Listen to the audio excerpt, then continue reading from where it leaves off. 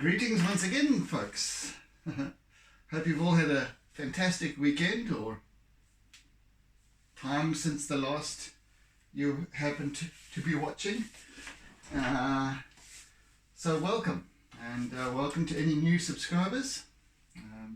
Always appreciated. Right, so as I have mentioned, we're going to break away slightly from the usual seascape scenario, but keeping in the spirit of all things watery, we're going to do a little waterfall again. So yes, allow me to have at it then, shall we?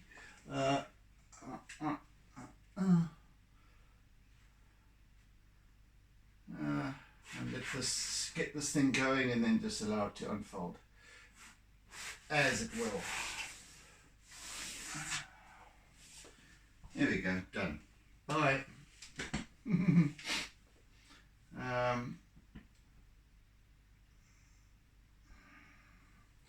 Just need to put that up there.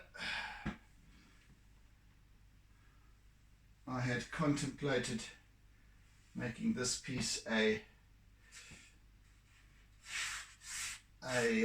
square format like the previous week's piece, but it doesn't quite work. That format won't quite work with this, but which is okay. I'm not perturbed by that. Not in the slightest.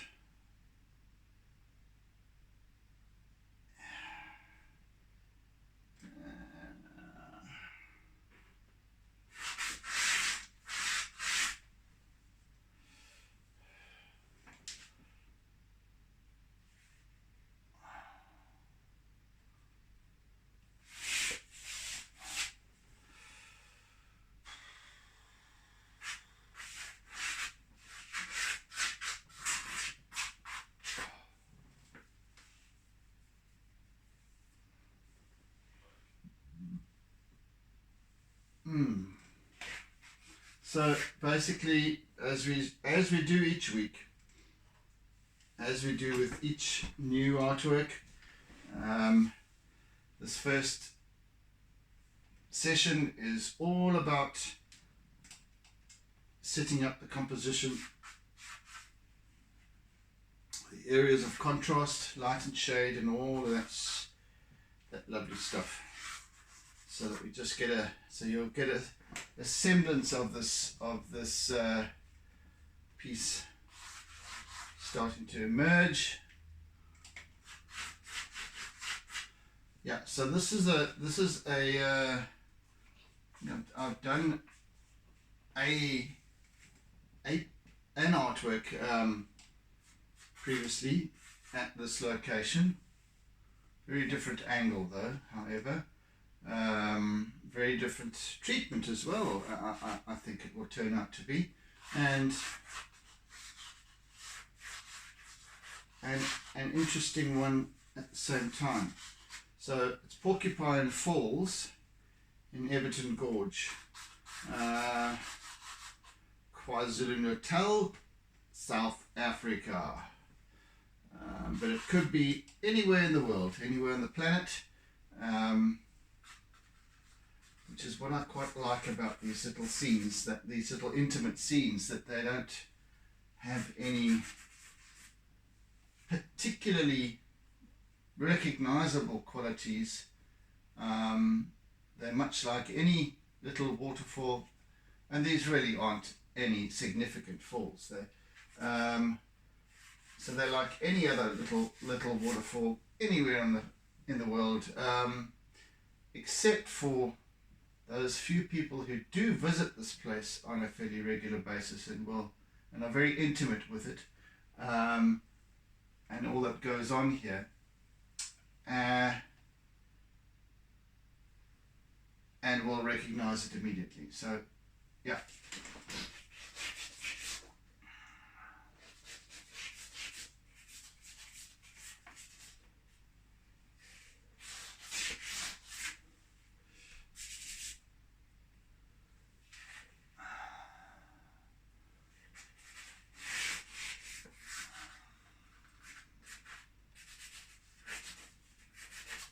hopefully they'll recognize it immediately.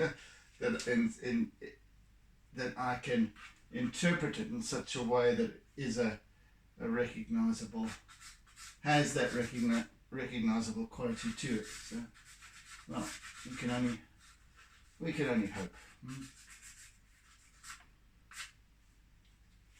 It is a very dark kind of image, well, contrasty piece, in that there's a lot of dark areas and there's a lot of very light areas. Obviously, this waterfall, it's a waterfall. There's cascading water all around. So yeah, let's have a. So at the same time as I'm creating these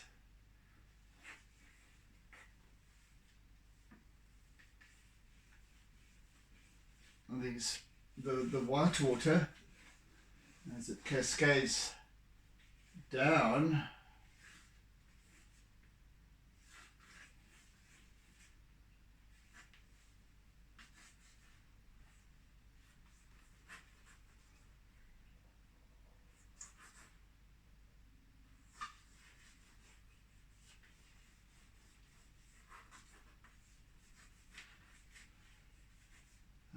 I'm also, well, yeah, as I'm depicting the water falling down, trickling down from different levels, etc., I'm also establishing the deep shadow that occurs here.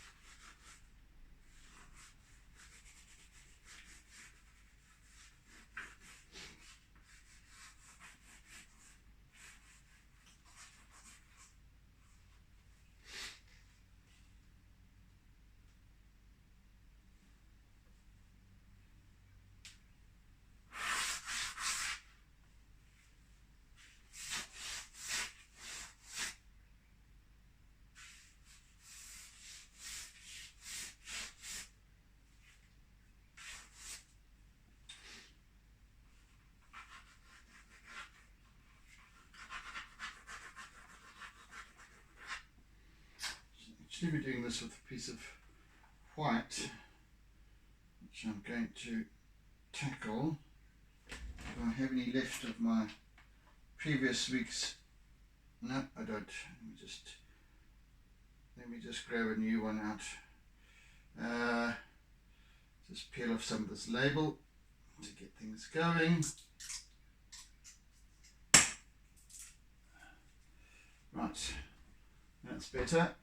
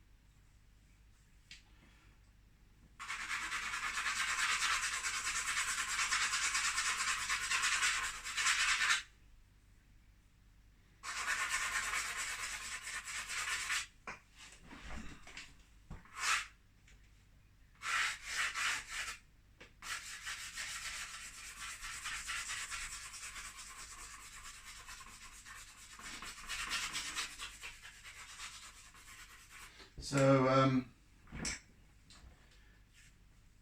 here we have these Dolorite Formations of the region, and where the water has been flowing over this little particular falls for I don't know how many tens of thousands or even or hundreds of thousands of years.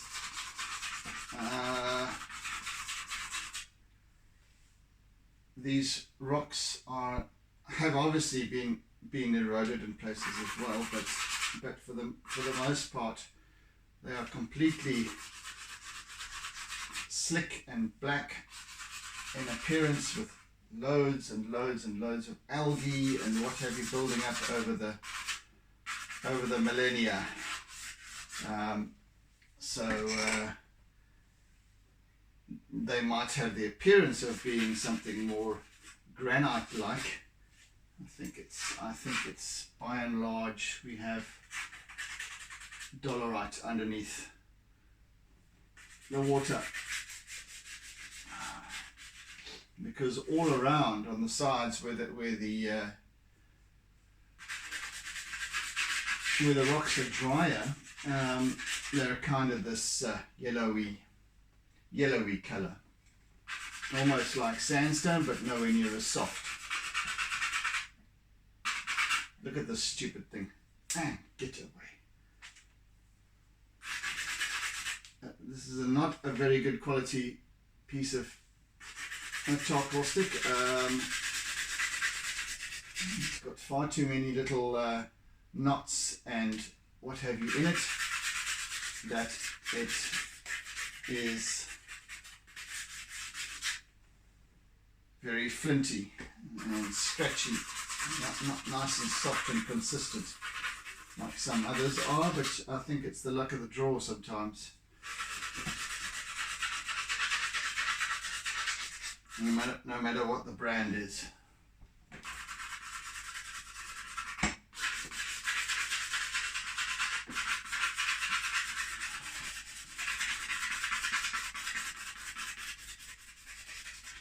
So I'm just going to very roughly and obviously quite quickly, as you can see, establish this, as much of this contrasting shade, darkness, what have you, as possible during this first session.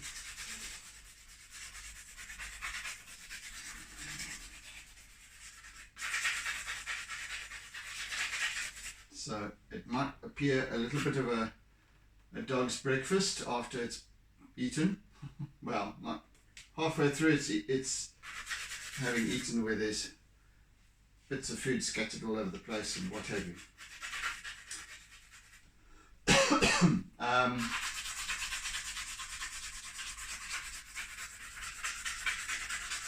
Yeah, because as I said, this is a very, very moody, contrasting piece.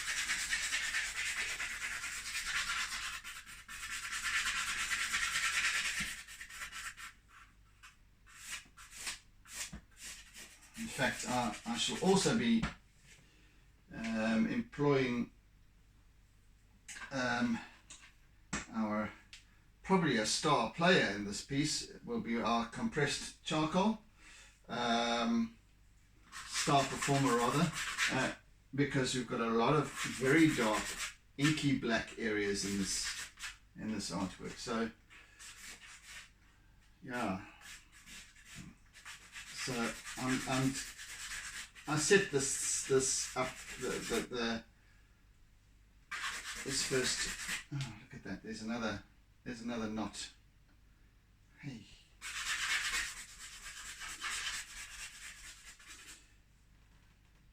this has got about well, I can count 1, 2, 3 knots on this little twig. So basically, what's all that artist's charcoal is it's charcoal, but basically what they do is they take bunches of twigs, similar size and all that sort of thing, sorted out. It's not just big clumps of charcoal that one would use on in a barbecue or braai, as we call them here in South Africa. This is now specifically sized, graded in terms of their size, twigs, and then they're baked.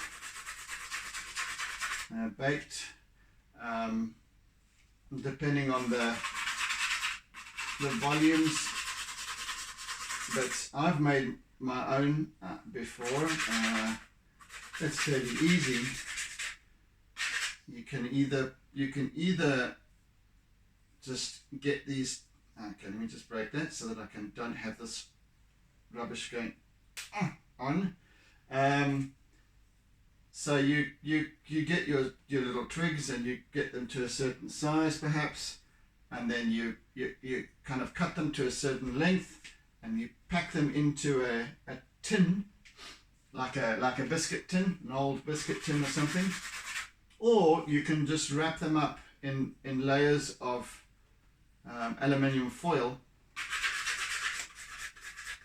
so that they pretty much airtight. That's the significant thing. So if it's in a tin, you need to bind the tin up afterwards with wire, and perhaps even tin foil around that, so that no air can get in. That's significant, because because you're gonna shove it into a fire and allow them to kind of bake for a period of, or until the fire dies out. And jeez, this is horrible. And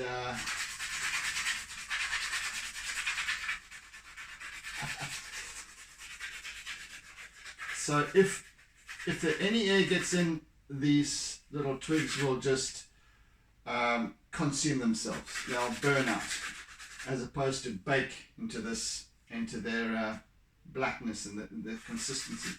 So seal them up, leave them in the fire for long enough so that they can just bake properly right through, and they're very, very dry.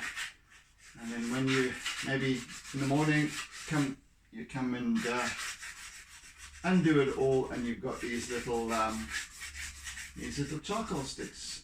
I had tried, and I have it's over here, some time back, and I had a whole bunch of these things there, but I didn't do them properly. I just this was one set wrapped in tin foil, so they're all different sizes, but they still would have needed to. For some of them are way too thin. These ones are way too are just way overdone, so they became very, very brittle and kind of bent and cracked and what have you. So they're fairly useless.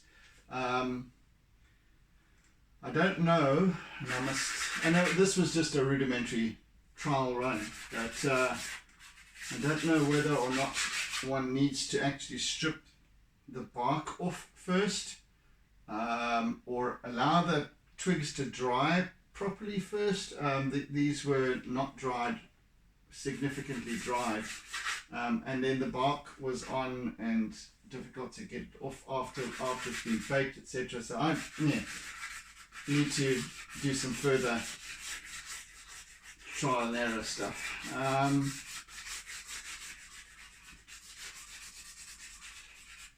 Yes, so with that,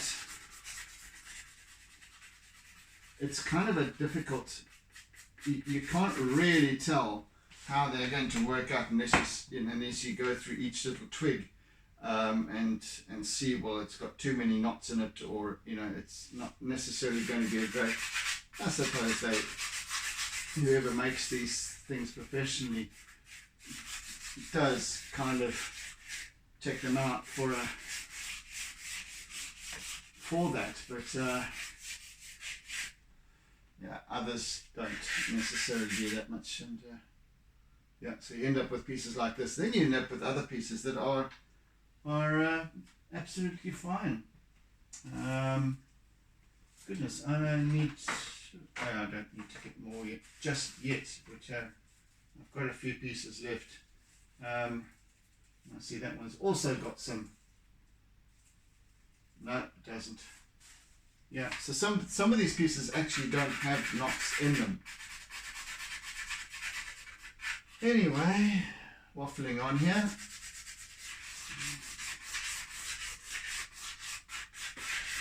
So as you can see, this is quite a perspective orientated artwork, where we've got we're close up to the side of the waterfall and looking across it. So we've got the cascade coming down in front of us and heading off downstream once again. So yeah, we've got this precipice, well, cliff face, which is kind of running parallel to where we're looking from. So we've got a vanishing point over there somewhere, and then obviously the cliff is way above us here.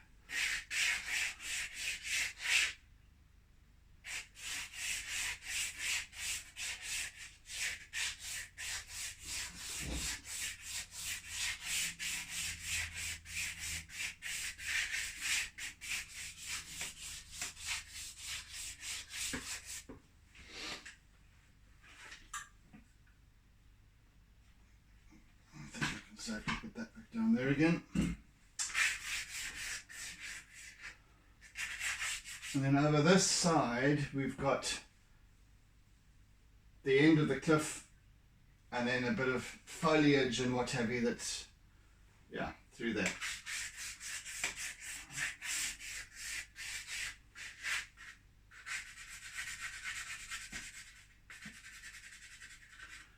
Got a jumble of rocks and what have you on this edge, just fading out into the darkness of the undergrowth and what have you. Over here, see?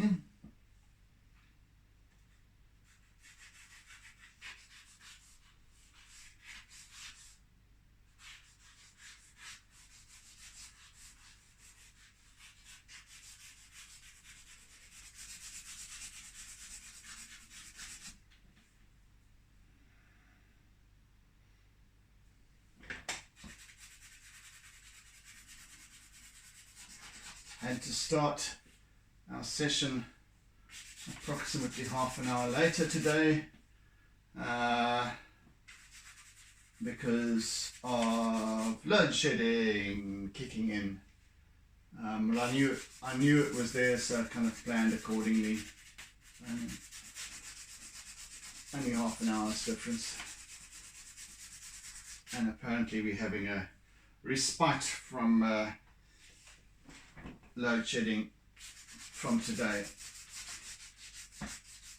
later today. So yeah, you know,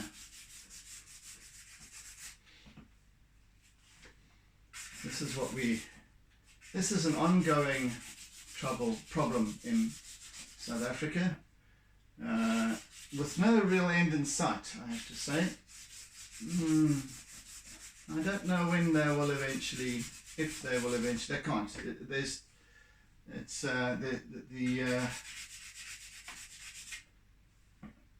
The energy supply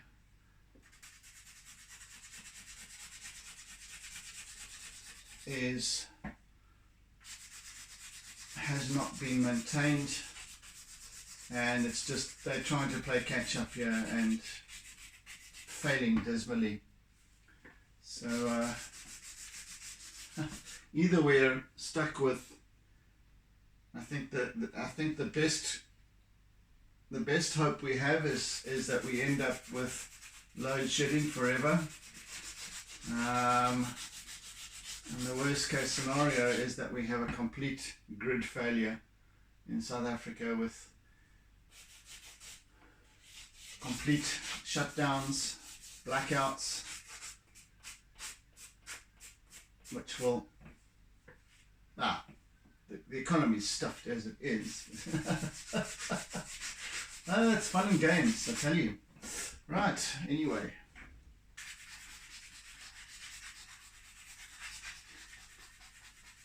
Not to be getting political, of course. But I would have thought that what with sort of local by-elections and what have you imminent, as in next week, Monday, they would be holding off with the load shedding to try and make us feel confident in the government that exists.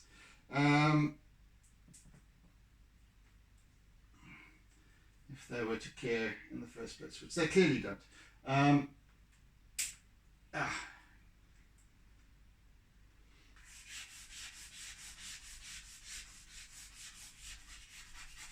Oh, and incidentally, speaking of next week Monday, I shall not be having a session next week. I won't be doing an artwork next week because on next week Monday I shall be having a hernia operation. That has been a long time coming, so hate to say I'm looking forward to it, but I'm looking forward to it because I've had this hernia for almost dead on 2 years, and should have had it, shoulda, coulda, woulda, should have had it sorted out at the end of 2019 or the beginning of 2020, but I didn't. I procrastinated, and then Rona came along and put paid to that. So then I haven't wanted to, for obvious reasons, go anywhere near a hospital because I don't like going to hospitals as it is. I avoid it avoid that kind of stuff as far as possible. I haven't been to see a doctor, my general practitioner, in many years, and it's only for things like this that one needs to have surgery. So, and then I had been waiting really until things had eased up significantly and that they were actually allowing for elective surgery to take place again. So now that's come to pass, and but I was expecting a 6 month waiting period for elective surgery, but hey, I hit a luck. I accepted an offer that I could not refuse.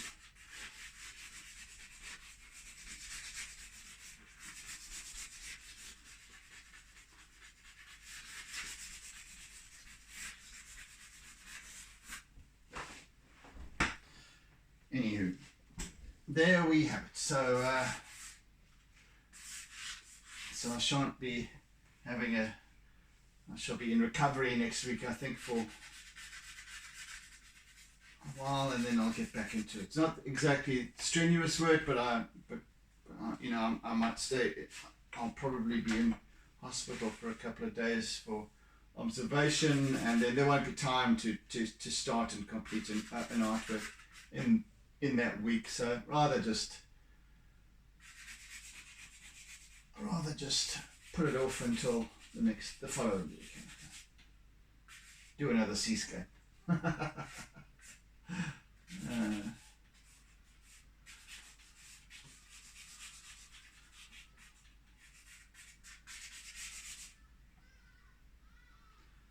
Good morning, Hardy Dollars.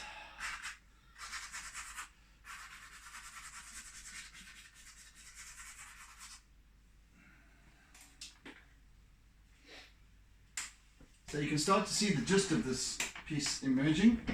See?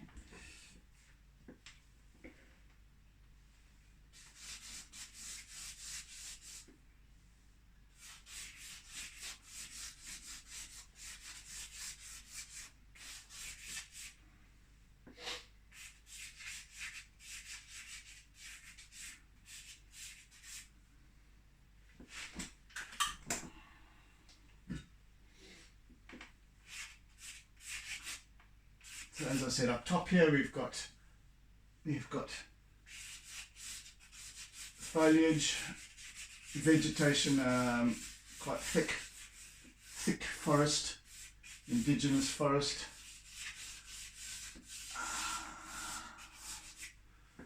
The little yellow lights coming through, winking through. It's actually quite dense. There's quite a canopy here. So, but there's these little highlight areas which I'm going to try and capture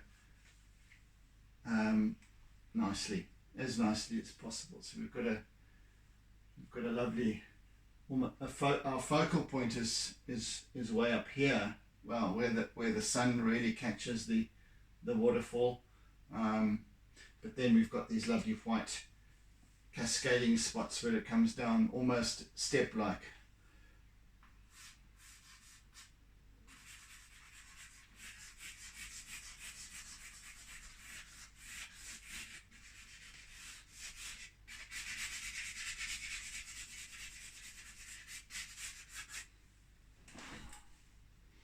Very little colour in this piece, I have to tell you.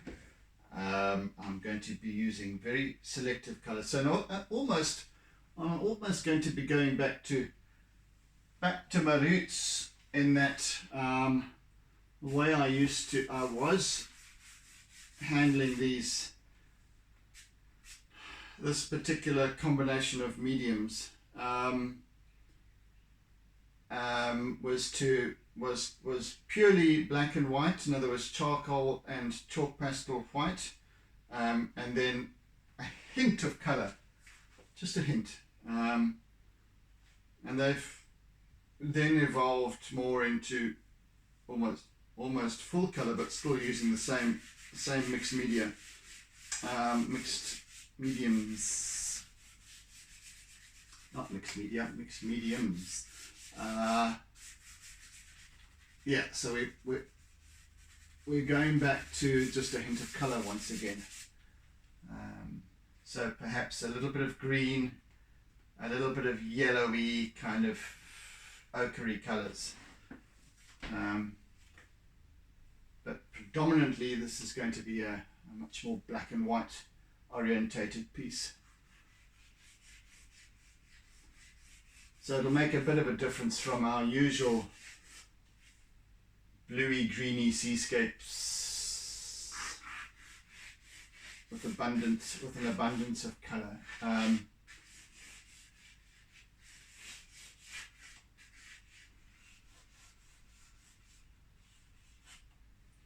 Got to change things up now and again. There will be a bit of blue in this actually, come to think of it, where we've got a somewhat reflective, glistening surface of the rocks over here that's reflecting this sky in a gap in the canopy up above. So yes, we'll have a touch of blue, but it will be very pale. So we'll employ our pale blue and lilac there, but by and large this is a very contrasting piece, and yeah, so there we have it.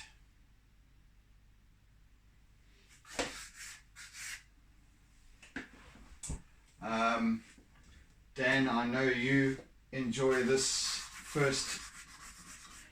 always enjoy the first day, the first session, in terms of how it comes together from a blank canvas, so to speak, blank sheet of paper.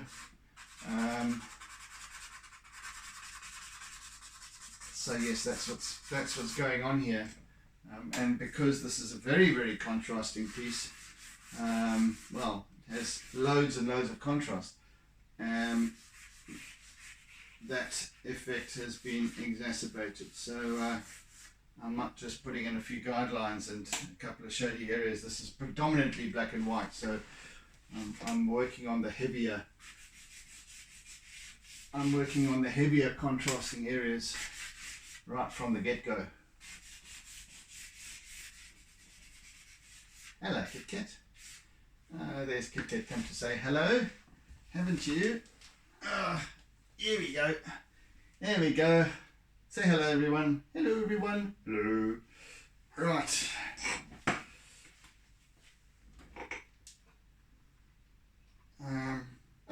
I just put my piece. Oh, there it is.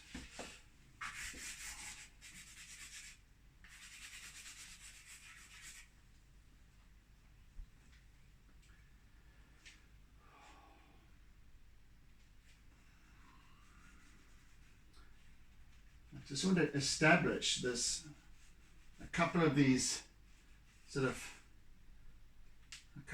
dribbles and things that take place here.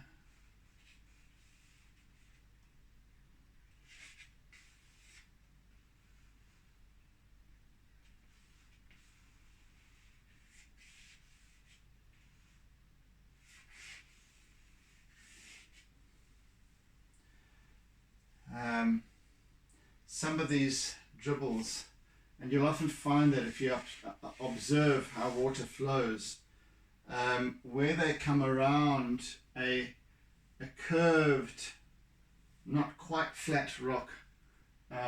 Sorry, Kit, you want to lie down there? Where there's a bulbous, slightly more convex rock surface above, and the water flows around it and then continues that curve as it leaves the lip, the bottom lip, continues the curve and kind of just comes in and down. Doesn't go straight off, because you've also got a breeze, which is usually caused, the upsurge of the the surge of the breeze is caused by the waterfalls to a large degree. This plummeting water causes a fair amount of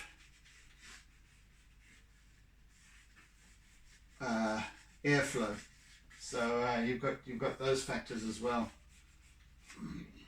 So whereas with the ocean, you've got this constant changing, heaving, changing shape waves, all these sort of things. Here it's fairly constant, but also dependent on the flow of the stream or river, whatever it is. But then again, you've got other factors to consider as well. Like I said, like the breeze or wind or whatever it is, and so it's still interesting. You've still got all these little nuances, but it's in a different way to a seascape. So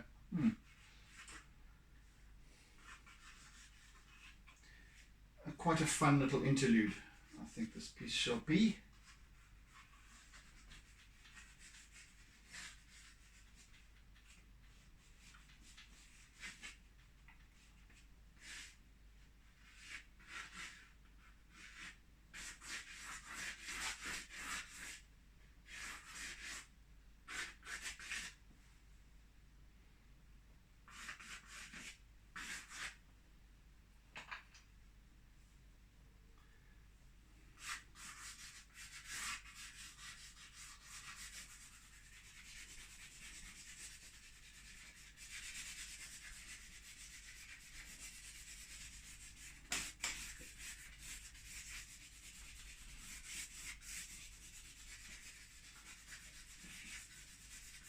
It's not flowing particularly. It's not a complete deluge. There hadn't been any significant rainfall or anything to warrant it.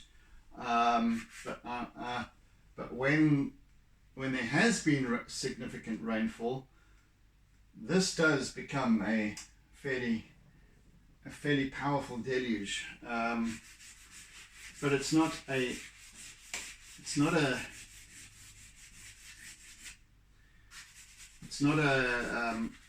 one of the more prominent waterfalls. I think I did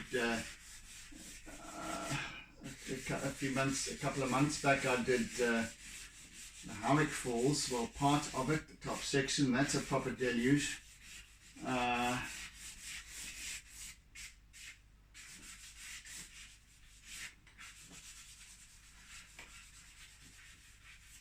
That's the Togala River. Yeah, this is just a mere stream.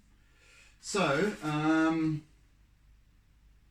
just saying, one day I want to tackle the Togala Falls if I can, which have now fairly recently been established as the highest falls in the world. How about that? Very interesting. It's you know, new sections have obviously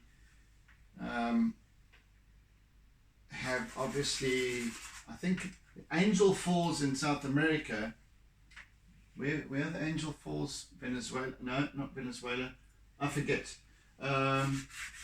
Argentina, Brazil. I don't know.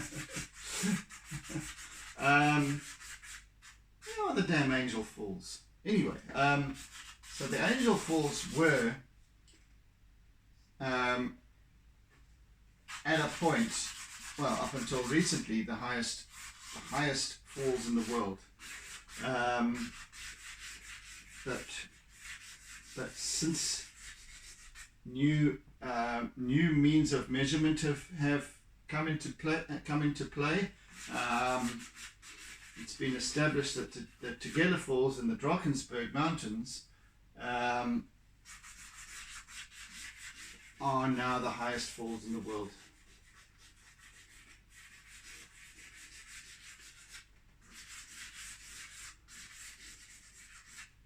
Something like that. I think it's because whereas the Angel Falls is one consistent drop, I think the Angel Falls still has the longest single drop in the world, but the Togala Falls constitute, I think, 2 drops. So, you know, much like we've got here, we've got that, and then we've got a couple of other scenarios constituting the falls itself. So from basically they're now taking new measurements from the top to the bottom. So that's why that's become now apparent. So there's another feather in South Africa's cap. Well, Southern Africa. Well, Africa.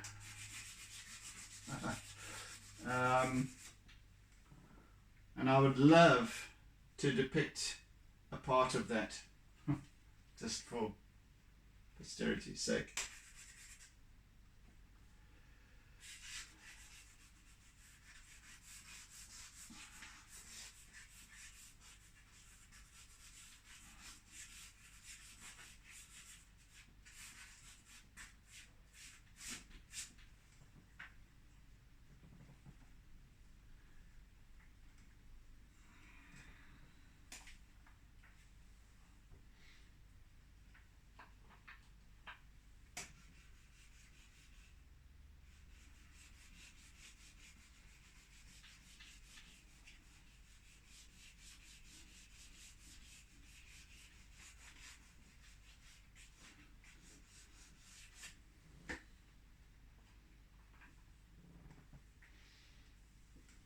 But lots of dancing water in waterfalls, glinting as they catch the light, etc. And one can imagine the enveloping canopy around you, this indigenous forest. Very lush, very green, very damp. Lots of little creatures and interesting insects and spiders and all sorts. Lots of moss growing. Some little cracks and crevices.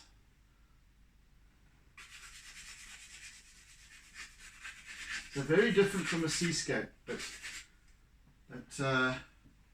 quite an interesting challenge nevertheless to try to capture the sense of motion. That's what I kind of always go for. That draws one's attention in, and also captures the imagination. Always a little bit of a childhoody kind of fantasy for me, I suppose. Waterfalls, they're always like, waterfalls and rainbows and unicorns and stuff and goblins and other elementals that that lurk in these places. One always has a sense of occasion at a waterfall.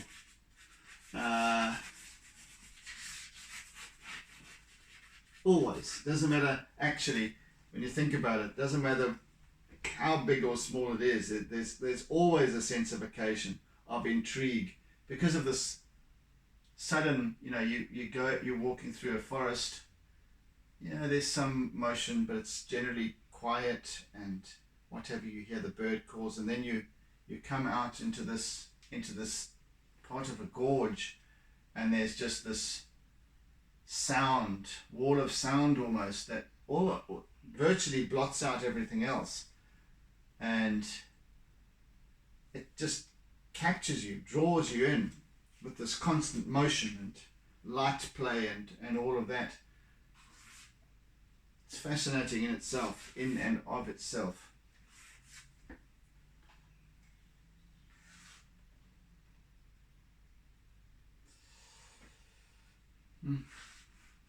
Isn't it, Kit Kat?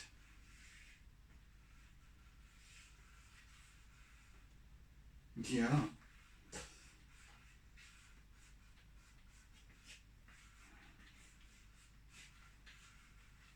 So over on this side that I'm working on now, it's just these little, where the light is reflecting off the glistening rocks. So there's a little bit of light play. I shall be using my eraser with this piece quite significantly.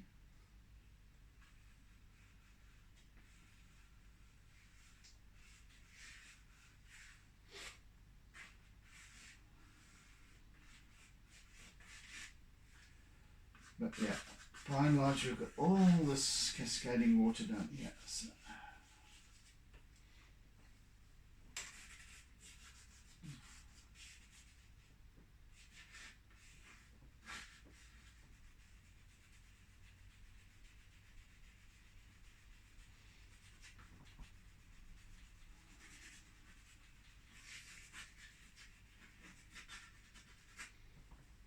Yeah, and we shall be introducing acrylic most definitely with this piece. There's lots of spray and splatter and motion captured in a freeze frame.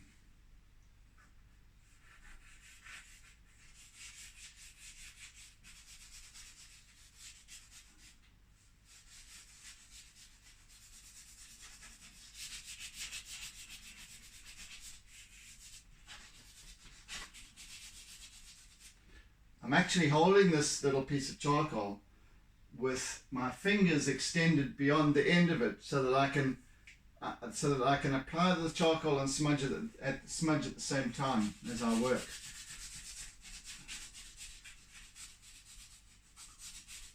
So killing two birds with one stone, even though I don't like to kill birds.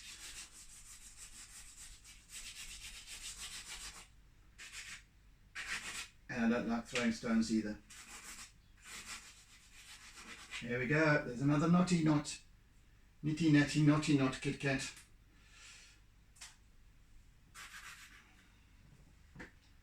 Alright. You might have noticed a change of light in this whole scene. because even though it's only 5:10, it's become significantly lighter outside the window.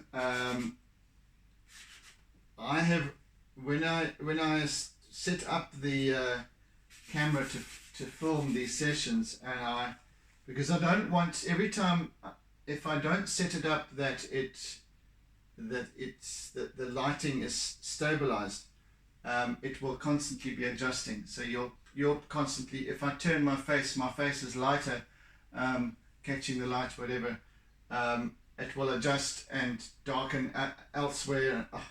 There was always that thing. So I set it up so that it holds that pattern, that holds that light. But then when the general lighting becomes much lighter, it becomes brighter on your side. So, okay, technical things, but anyway, I do apologize for that. It will only be for today, because generally I'm doing this. See, one either does it when there's full sunlight or full light, or when it's completely dark. So that's there won't be a change, like for example at dusk and dawn, sundown and sunup. Even though I'm facing to the west here, in this room, still the sky outside is lightened up significantly. Anyway, you should get the gist of it.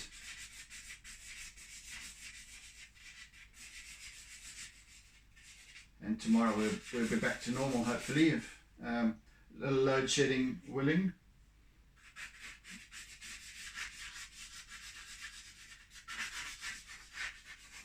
Might even have to make it earlier than my stupid o'clock.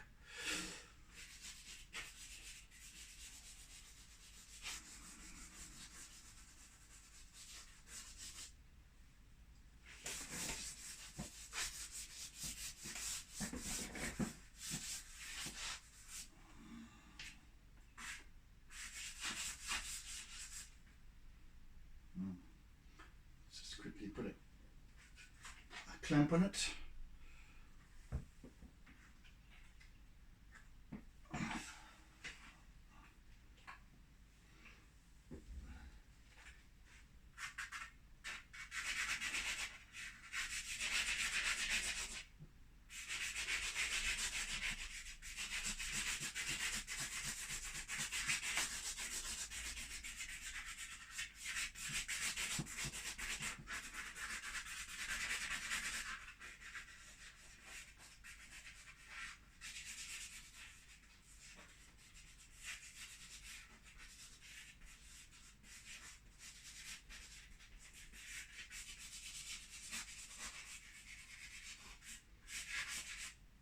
And what people do when they visit here is they build these little cairns, I think you call them. These little rock piles seems to have become a trend, which is quite quaint. Some of them stand there for ages. So there's little piles of these rocks scattered around. I don't know if I'll depict any of them in this piece, but might. I don't know. Let's see how it goes.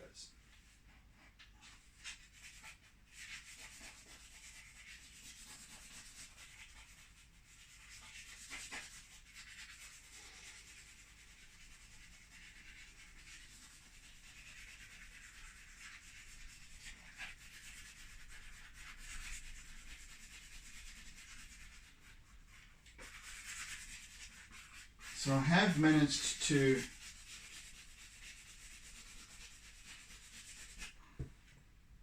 and by the way, we are running on automatic at this point. In other words, I have handed over control of how this piece will evolve. I've handed over to the other tools, to my charcoal and Conte and chalk pastel. And you might not have, I might not have even perceived that change, that shift, but I am realizing it's already happened quite some time back, because we have, and it was just after I'd established these perspective lines, and that was it. And then it was just kind of, okay, let go. Then I started talking, if you recall, and I haven't stopped. So that signifies that that this piece is now creating itself.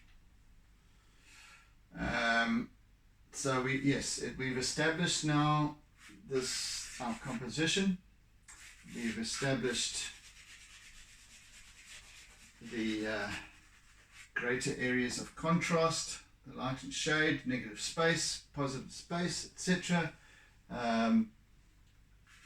Now it becomes a case of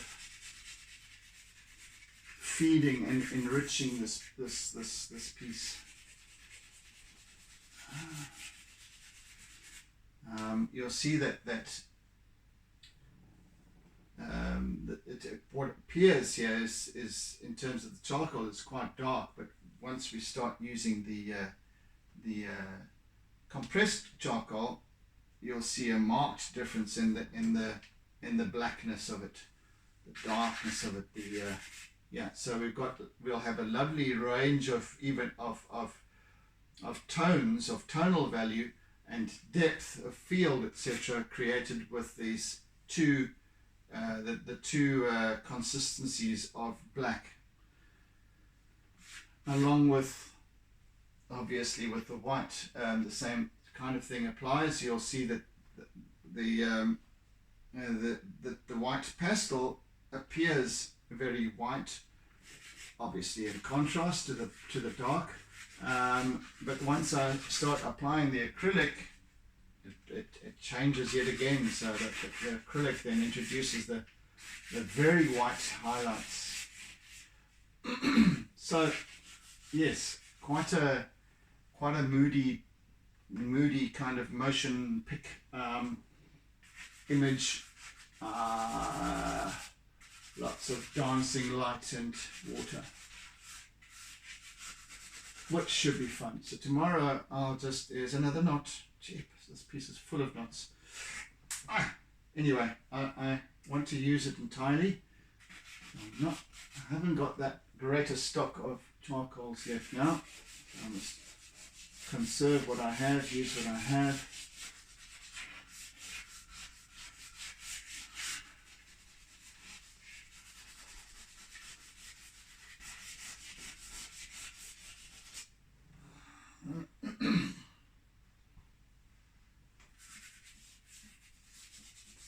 Couple of minutes left.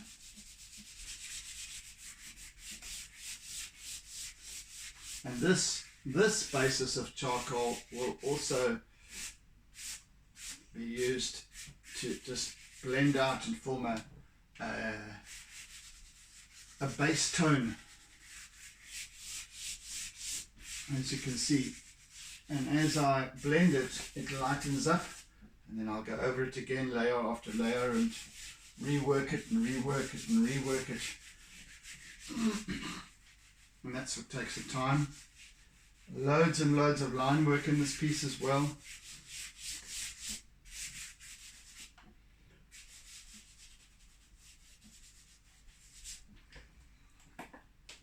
But that's essentially, we have now the basis of this piece having formed.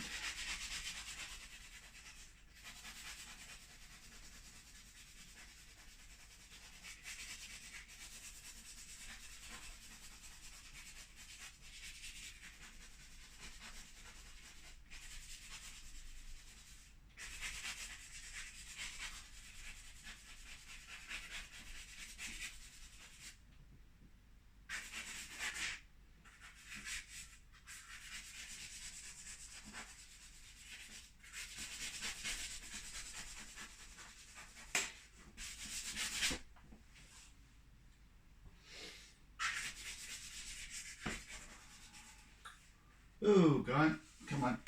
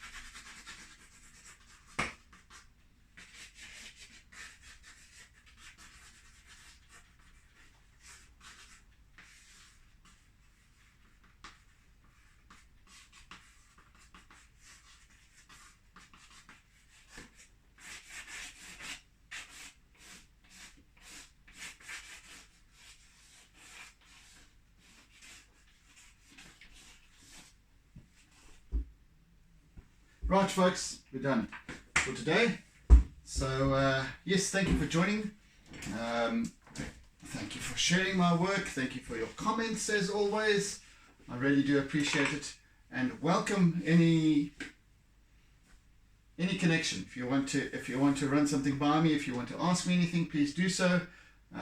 Please, either you can hook up with me on Facebook as well, and or Instagram for that matter. So yeah, please do engage with me in any way. So yeah, hope you've enjoyed today's start, and do tune in again tomorrow once again, or the next for our next session, as we continue to develop this lovely little scene. So yeah, do take care, guys. Oodles and oodles of toodles, and see you again soon. Take it easy, be good, be safe, be kind. Bye. And don't forget to doodle.